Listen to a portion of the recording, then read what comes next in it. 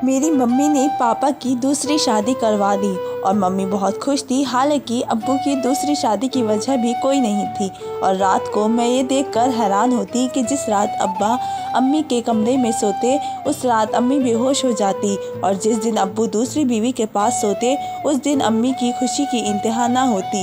ये राज जानने के लिए एक दिन मैं अम्मी की जगह सो गई और अब्बा ने आते ही मेरे साथ। मेरी माँ शायद दुनिया की ऐसी पहली औरत थी जो मेरे बाबा की दूसरी शादी करवाने के लिए मरी जा रही थी। उनके घर में कोई भी औरत आती तो कहती मेरे पति से शादी करोगी, जबकि मेरे पापा में कोई कमी नहीं थी। देखने में भी बहुत खूबसूरत लगते थे, उनकी कमाई भी बहुत अच्छी थी। वो घर में कभी गुस्सा नहीं करते थे, यहाँ तक कि मेरी माँ से ज़्यादा पढ़े लिखे थे और मेरी माँ से कम उम्र भी थे। और सबसे बड़ी बात ये थी कि उनकी पसंद की शादी थी, लेकिन फिर भी मेरी माँ उनकी दूसरी शादी करवाना चाहती थी। मेरी 15 साल की उम्र थी और मेरा एक छोटा भाई भी था। हमारी फैमिली बिल्कुल मुकम्मल थी, किसी चीज़ की कमी नहीं थी। पहली बार हमें लगा कि अम्मी मजाक कर रही है। मेरे बाबा ने कहा कि अम्मी ऐसी बातें क्यों कर रही है, हमें दूसरी माँ नहीं चाहिए। बाबा ने कहा कि वो मजाक करती है, लेकिन ये मजाक तो सच हो गया जब वो एक दिन हमारे घर में मेहमान के साथ आई हुई औरत से ये कहने लगी कि तुम मेरे पति से शादी करोगी। तो उसने कहा कि मेरी शादी हो गई थी, लेकिन मेरा पति इस दुनिया में नहीं रहा। तो अम्मी ने उसे फ़ौरन ऑफ़र पेश कर दिया। मम्मी ने सारे रिश्तेदारों के सामने ये बात कर दी, यहाँ तक कि दादी के सामने भी। बहू से तो हर सास जान छुड़ाना चाहती है, लेकिन मेरी दादी ने कहा कैसी बातें कर रही हो, क्यों अपना घर बर्बाद करना चाहती हो, क्यों करोगी अपने पति की दूसरी शादी, क्या तुम उसके साथ खुश नहीं हो। तो कहने लगी कि नहीं, मैं तो बहुत खुश हूँ, अल्लाह का बड़ा करम है, ये बहुत अच्छे इंसान हैं, आप इनकी बहुत अच्छी तरह पाला पोसा है। इन्होंने मुझे 2 प्यारे प्यारे बच्चे दिए हैं, हमेशा मेरी ज़रूरतों का ख्याल रखा है, आज तक मुझे ऊंची आवाज़ में बात नहीं की। मेरी दादी ने कहा कि जब इतना तारीफ़ कर रही हो अपने पति की, तो फिर इसके लिए लड़की क्यों तलाश कर रही हो। तो कहने लगी कि ये मेरी मर्ज़ी है, मैं चाहती हूँ और मैं अपने पति की दूसरी शादी करवाना चाहती हूँ और मैं ये करवा कर ही रहूँगी। उस दिन अम्मी अब्बू की लड़ाई भी हुई। बाबा ने कहा कि तुम्हें क्या तकलीफ़ है, मैं दूसरी शादी नहीं करना चाहता, तो तुम क्यों मेरे पीछे पड़ी हो। अगर तुम्हें कोई तकलीफ़ है तो बताओ, मैं वो तकलीफ़ हल करूँगा। हाँ, यूँ तुम बच्चों को भी टेंशन में डाल रही हो, उनको दूसरी माँ नहीं चाहिए और मुझे भी दूसरी बीवी नहीं चाहिए, मैं तुम्हारे साथ बहुत खुश हूँ। अम्मी ये बात सुनकर बोली, तुम तो खुश हो गए, तुम्हारे तो मज़े लगे हुए हैं, मेरी ज़िंदगी बर्बाद हो रही है। इस बात पर बाबा हैरान हुए और उन्होंने कहा कि क्या ज़िंदगी बर्बाद हो रही है, यहाँ तक कि मैंने तुम्हारे लिए नौकरानी भी रख दी है, काम तुम्हें कोई करना नहीं पड़ता, बच्चे बड़े हो गए हैं, मैं कौन सा तुमसे हर साल बच्चा पैदा करवाता हूँ। ख़ानदान में अलग तो मैंने तुम्हें सालों से रखा हुआ है, जॉइंट फैमिली सिस्टम भी नहीं है, फिर क्यों बर्बाद हो गई है तुम्हारी ज़िंदगी, क्या मसला है। और अगर तुम्हें मसला है तो अपना मसला हल करो, मेरी क्यों शादी करवाना चाहती हो। आज तो बाबा गुस्से ही हो गए थे, क्योंकि बात भी अम्मी ने ऐसी कर दी थी, लेकिन अम्मी की तो एक ही बात थी कि बस तुम्हारी शादी करवाओगी तो मेरी ज़िंदगी में सुकून आ जाएगा। तुम्हारे साथ मैंने ये साल किस तरह गुजारे हैं बस मैं ही जानती हूँ, मैं इंसान हूँ, कोई जानवर नहीं। बाबा ने भी वही कहा जो सब कहते हैं कि दुनिया की पहली औरत है जो खुद अपने हाथों से अपना घर बर्बाद करना चाहती है। तुम मेरी शादी करवाना चाहती हो, पता नहीं किसने तुम्हारे दिमाग ख़राब कर दिया है। क्या तुम्हारी कोई दोस्त है जिसकी तुम दोस्ती में आकर अपना पति कुर्बान करने के बारे में सोच रही हो। अल्लाह करे मेरी कोई ऐसी दोस्त होती तो मैं पहले ही फुर्सत में उसे तुम्हारी शादी करवा देती। अभी तो कोई तकलीफ़ यही है कि लड़की नहीं मिल रही, लेकिन मैं भी आराम से नहीं बैठूंगी, मुझे जो करना है मैं करके ही दम लूँगी। बाबा ने कहा बेटी 15 साल की होने वाली है, अब बेटी की शादी के बारे में सोचो, मेरी शादी का ख्याल दिल से निकाल दो। तो मम्मी ने कहा पहले तुम्हारी शादी करूँगी, ज़िंदगी में सुकून आएगा, मेरा कुछ दिमाग चलेगा, मुझे कोई वक्त मिलेगा, उसके बाद अपनी बेटी के लिए रिश्ता तलाश करूँगी। अम्मी ने आखिर मेरे पापा की शादी करवा ही दी। उन्होंने रिश्ता कहाँ से ढूंढा, किसी को कानों कान पता न लगा। उन्होंने कहा ये औरत उनकी कोई रिश्तेदार थी, उन्हीं की कोई दोस्त थी, बहुत अच्छी थी, उसकी उम्र भी मेरी अम्मी जितनी ही थी। उसकी शादी हुई थी लेकिन वो बेवा हो गई थी, लेकिन ऐसा भी नहीं था, उसको पनाह मिल रही थी क्योंकि अच्छे ख़ानदान से थी। उसका खर्चा उठाने वाले तो बहुत लोग थे और उसका कोई बच्चा भी नहीं था। जब अब शादी हुई तो बाबा ने ऐसी शक्ल बना रखी थी कि जैसे वो बिल्कुल भी शादी नहीं करना चाहते थे, क्योंकि मेरे बाबा और अम्मी की मोहब्बत की शादी थी और मोहब्बत की शादी में मर्द औरत से इतना ज़्यादा जुड़ जाता है कि वो दूसरी औरत के बारे में नहीं सोचता। पर अम्मी ने बहुत ज़िद कर दी और बाबा पर अम्मी ने जुर्म कर ही दिया। शादी की रात वो खुद अपनी सौतन को कमरे में बिठाकर कमरा भी सजाया और बाबा को हंसकर कहा कि जाओ, बाहर क्यों खड़े हो। बाबा बाहर बैठे हुए थे, कहने लगे कि मैं नहीं जाऊँगा, शादी करवा दी है लेकिन मैं कमरे में नहीं जाऊँगा। मेरी माँ ने कहा तो फिर शादी मैंने किस लिए करवाई है, उस लड़की की ज़िंदगी बर्बाद करोगे, जाना है तो जाओ लेकिन मेरे कमरे में आने की कोई ज़रूरत नहीं है। अम्मी ने अपने कमरे में चली गई और दरवाज़ा बंद कर दिया। थोड़ी देर बाद बाबा बाहर बैठे रहे, लेकिन बाहर बहुत सर्दी थी, सारी रात तो बाहर नहीं बैठ सकते थे, इसलिए कमरे में चले गए। मैं अपनी अम्मी के कमरे में जाने लगी। सोचा कि दिल ही दिल में पछता रही होगी, मुझे उनको तसल्ली देनी चाहिए, लेकिन बाहर से मंजर देखकर मेरे कदमों तले ज़मीन निकल गई। अम्मी तो बिस्तर पर सोने से पहले बिस्तर को झाड़ने में लगी थी और साथ साथ कोई गाना गुनगुना रही थी। इतनी ज़्यादा खुश लग रही थी कि जैसे आज उनके पति की नहीं बल्कि उनकी शादी है और उनको उनके ख्वाबों में शहज़ादा मिल गया है। मुझे तो ये सब समझ नहीं आ रहा था कि अम्मी ने सुकून से लाइट ऑफ की और बिस्तर पर ऐसे लेट गई जैसे बिस्तर फूलों का बना हो। बिस्तर पर आकर ऐसे लेटी जैसे कि आज पहली बार उनको सुकून से नींद आएगी। आंखें बंद करके सो गई, यहाँ तक कि सोते हुए भी उनके चेहरे पर मुस्कुराहट थी। मैं भी वहाँ से वापस आ गई और अपने कमरे में सो गई, लेकिन मुझे ये सब कुछ हजम नहीं हो रहा था। मेरी दोस्त मेरे घर आई तो कहने लगी कि तुम्हारी माँ ने तो वाकई रिकॉर्ड कायम कर दिया है। एक तो अपने पति की शादी करवा दी, ऊपर से इतनी हसीन लड़की से करवाई है और फिर उनको कोई मसला ही नहीं है। मैंने कहा यूं ही तो मैं अपना सिर पकड़े बैठी हूँ कि ये सब क्या हो रहा है। मेरी दोस्त ने कहा कि हो सकता है मियाँ बीवी की कोई आपस में कोई मामला ख़राब हो और तुम लोगों के सामने वो ना बताते हो। शायद तुम्हारे अब्बू तुम्हारी अम्मी को मारते हो और बंद कमरे में क्या होता है, मियाँ बीवी के दरमियान इसके बारे में किसी को क्या पता होता है। मैंने कहा कि ये बात भी ठीक है, लेकिन फिर भी घर में कोई अगर मसला हो और इतना ज़्यादा मसला कि शादी करवा दी, तो फिर कम से कम इस मसले की थोड़ी बहुत हवा तो हमें भी लगनी चाहिए थी। उनके कमरे से ना कभी लड़ाई की आवाज़ आई, ना अम्मी अब्बू ने आपस में कभी एक दूसरे को तेवर दिखाए, ना ही उनकी बातों में कुछ ऐसा लगा है। मैं भी कोई छोटी बच्ची नहीं हूँ, मुझे सब पता है, लेकिन अब जो होना था हो चुका था। अब दुआ है कि घर का माहौल ख़राब ना हो। वैसे तो सारे ख़ानदान वाले बातें कर रहे हैं, मुझे उनकी बातें सुनकर गुस्सा आ रहा था, लेकिन मैं कुछ नहीं कर सकती थी। अब घर में एक और अजीब काम होने लगा। जब मेरे बाबा मेरी सौतेली माँ के कमरे में जाकर सोते तो अम्मी बहुत ज़्यादा खुश होती और कहती कि उनको टाइम से सोने दो, उन लोगों को कोई काम ना कहो। यहाँ तक कि मेरी अम्मी सौतेली माँ को रात के बर्तन भी ना धोने देती। मुझे लगा कि अम्मी सौतन लेकर आई है तो उसे घर के काम भी करवाएगी, जाहिर है उसे आराम से बैठने तो नहीं देगी, उस पर हुक्म भी चलाएगी। लेकिन ऐसा कुछ नहीं हो रहा था। अम्मी ने उसको उसके हाल पर छोड़ रखा था। कोई काम करती तो ठीक है, तो बैठी रहती तो ठीक है। एक दिन उसे कह रही थी कि बस मेरे पति को खुश रखे, मुझे तुमसे कोई मसला नहीं है और मैंने तुमसे और कोई काम नहीं करवाना। उसने भी आगे से हाँ में सिर हिला दिया।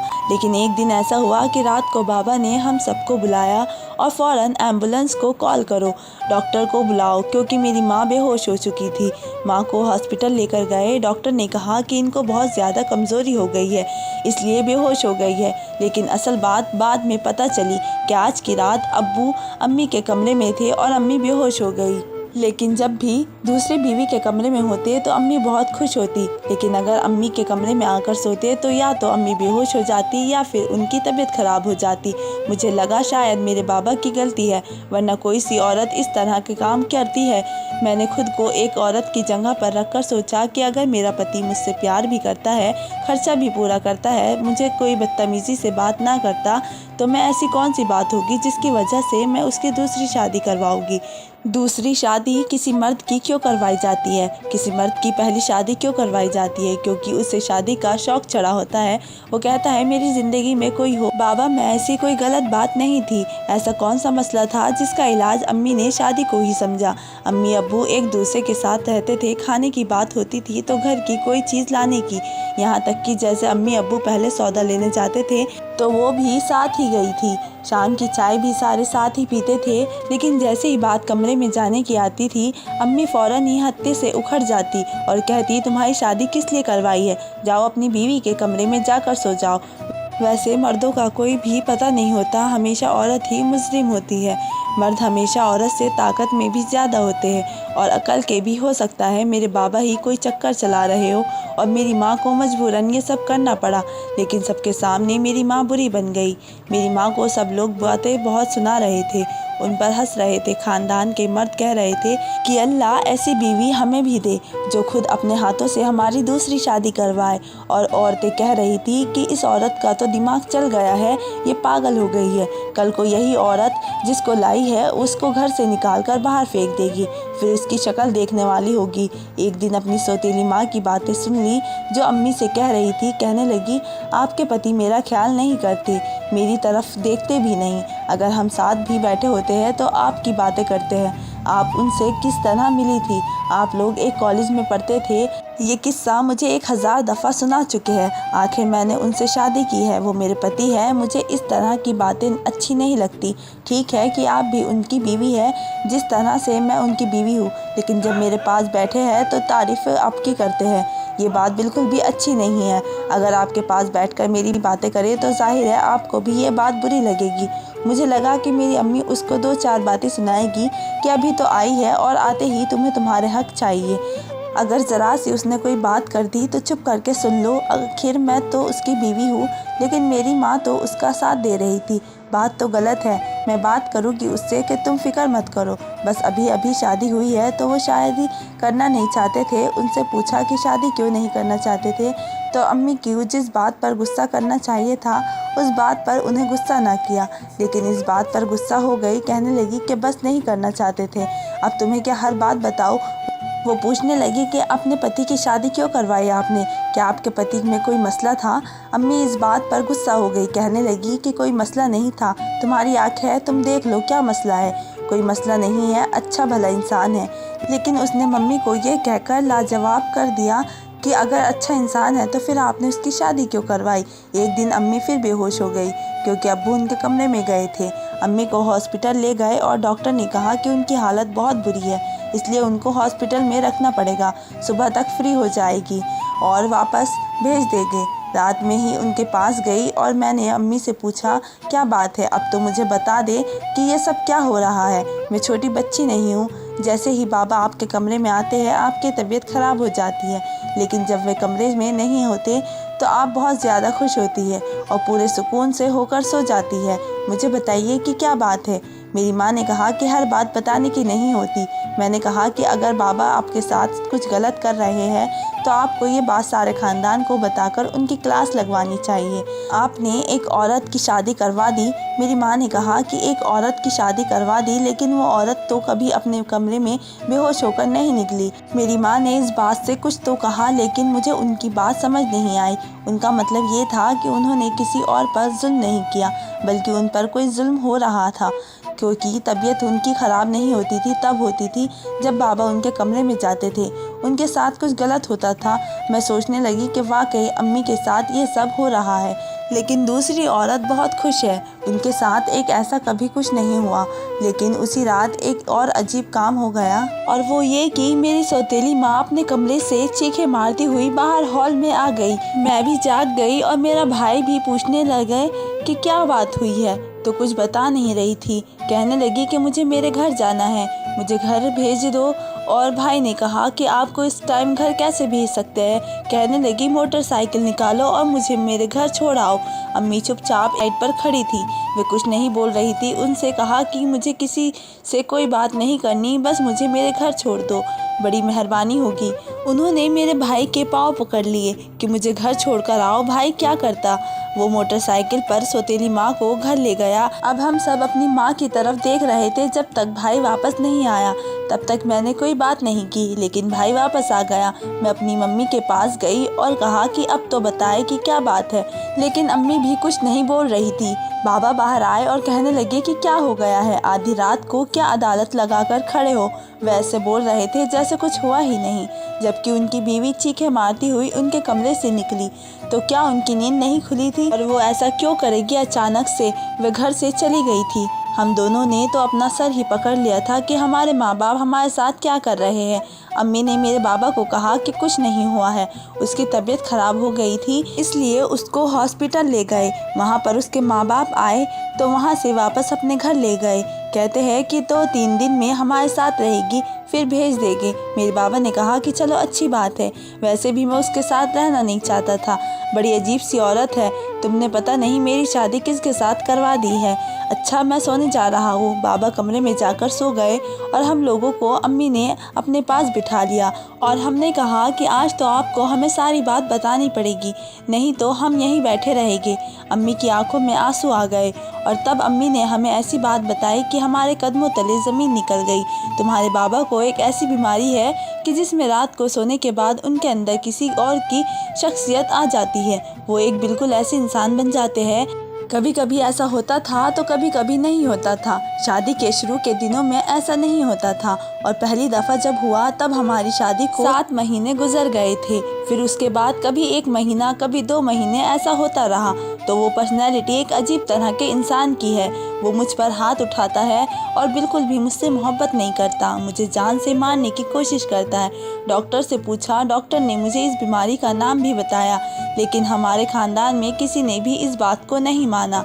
मैंने अपने पति के कानों तक ये बात नहीं पहुंचने दी क्योंकि वो खुद को पागल ना समझे, क्योंकि वो बहुत अच्छे इंसान हैं। उन्होंने सारी ज़िंदगी मेरा बहुत ख्याल रखा है। जो मुझ पर जुल्म करता है वो मेरा पति नहीं है, मैं अच्छी तरह जानती थी। लेकिन फिर ये रोज़ रोज़ ही होने लगा और मेरे सब्र ने जवाब दे दिया। मैं खुद गर्ज हो गई थी और सोचा कि उनकी दूसरी शादी करवा दूँ। और ये रात को मेरे कमरे में ही सोया करते थे और ऐसा करने से ये रात मेरे कमरे में नहीं सोएंगे क्योंकि वे शख्सियत आज से तक सिर्फ रात में ही आई है। ये बीमारी पूरी दुनिया में बहुत ही आम है, लोग इसके बारे में जानते हैं लेकिन फिर भी लोग इसको पागलपन नहीं कहते। मैं नहीं चाहती थी कि तुम्हारा बाप खुद को पागल समझे, इसलिए ये बात उसको नहीं बताई। उसको दवाइयाँ भी ला के देती रहती, चोरी चोरी दवाइयाँ खिलाती थी तो कुछ अरसे तक तो ठीक रहता था, लेकिन आजकल तो दवाई असर ही नहीं कर रही थी। इसलिए मेरे दिमाग में यही बात आई क्योंकि मैं भी इंसान हूँ और मैं ये सब से थक गई थी। सोचा कि इसकी दूसरी शादी करवा दूँ, लेकिन लगता है कि आज इसके साथ भी यही हुआ है और अब मैं खुद को मुजरिम महसूस कर रही हूँ। मैंने उसकी ज़िंदगी बर्बाद कर दी। उस लड़की का क्या कसूर है, समझ नहीं आ रहा कि क्या करूँ। हम अम्मी को तसल्ली दे रहे थे कि आपने अपनी तरफ से जो कुछ भी किया है बिल्कुल ठीक किया है, आप जो कर सकती थी आपने वो किया, ये सब कुछ बर्दाश्त किया, किसी को पता भी नहीं लगने दिया, वरना तो सारे ख़ानदान में हमारे बाप को पागल मशहूर हो जाना था। और फिर सामने में मंजर देखकर हमारे कदमों तले ज़मीन निकल गई क्योंकि बाबा वहीं पर खड़े थे और उन्होंने सब कुछ सुन लिया था और उनकी आंखों में से आंसू थे। वे मेरी माँ के पास आए और उन्हें माफ़ी मांगी। कहने लगे कि मुझे तो पता ही नहीं था कि मेरे साथ ये सब हो रहा है और तुम भी ये सब बर्दाश्त करती रही और मुझे नहीं बताया। मैं किसी को भी तकलीफ़ नहीं पहुंचा सकता था, तुम्हें भी तकलीफ़ नहीं देना चाहता था, तुमसे बहुत मोहब्बत करता हूँ। उन्होंने कहा कि इस लड़की को छोड़ दूँगा क्योंकि मैं तुमसे बहुत मोहब्बत करता हूँ, लेकिन मेरी माँ ने कहा आपको उसे छोड़ना नहीं है बल्कि उसे भी अपने साथ रखना है। और वो लड़की खुद ही मेरे बाबा के साथ रहने से इनकार ही हो गई। उन्होंने वापस आने से इनकार कर दिया। अब जब वो खुद ही खुला मांग रही थी तो हम क्या कर सकते थे। बाबा ने खुला दे दिया और अपना इलाज करवाया। अब बाबा बिल्कुल ठीक रहते हैं क्योंकि उनको खुद पता चल गया था कि मेरे साथ कोई मसला है, इसलिए वो खुद मेरी एहतियात करते थे और हमारे घर के हालात पहले जैसे हो गए थे और मेरे नज़दीक सब कुछ ठीक हो गया था क्योंकि मैं बहुत ज़्यादा खुश थी। तो आपको मेरी ये कहानी कैसी लगी कमेंट बॉक्स में मुझे ज़रूर बताएं। धन्यवाद।